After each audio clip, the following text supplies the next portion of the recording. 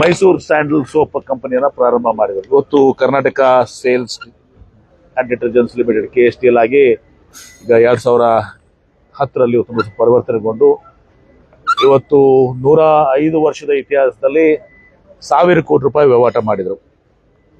105 ವರ್ಷದಲ್ಲಿ 1000 ಕೋಟಿ ರೀಚ್ ಆಗಿತ್ತು.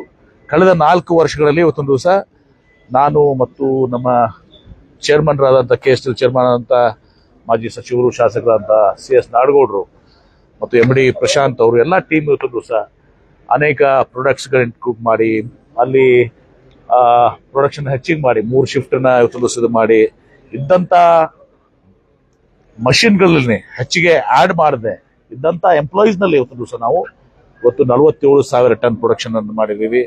ಇವತ್ತು ಐತಿಹಾಸಿಕವಾಗಿ ನಾವು 2,000 ಕೋಟಿ ರೂಪಾಯಿ ವಹಿವಾಟ ಮಾಡಿ 507 ಕೋಟಿ ರೂಪಾಯಿ ಅಷ್ಟು ನಾವು ಇವತ್ತು ದಿವಸ ದಾಖಲೆಯ ಲಾಭವನ್ನು ಇವತ್ತು ದಿವಸ ಗಳಿಸಿದ್ದೀವಿ. ನಮ್ಮ ಲಕ್ಷ್ಯ ಮುಂದೆ 2028 ನಮ್ಮ ಒಂದು ಅವಧಿಯಲ್ಲಿ ಇವತ್ತು ಈ ಸರ್ಕಾರದ ಅವಧಿಯಲ್ಲಿ ಮತ್ತೆ ಮುಂದೆ ನಾವೇ ಬರ್ತೀವಿ ಆ ಮಾತು ಬೇರೆ.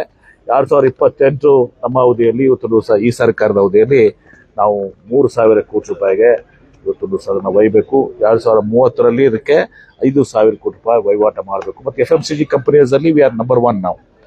FMCG ಕಂಪನೀಸ್ ಹಿಂದೂಸ್ತಾನ್ ಲೇವರ್ ಎಲ್ಲವೂ ಕೂಡ ಖಾಸಗಿ ಕಂಪನಿಗಳು. ಅಲ್ಲಿ ಬಹಳಷ್ಟು ಫ್ರೀಡಮು ಬಹಳಷ್ಟು ಇದೆಲ್ಲ ಇರ್ತದೆ.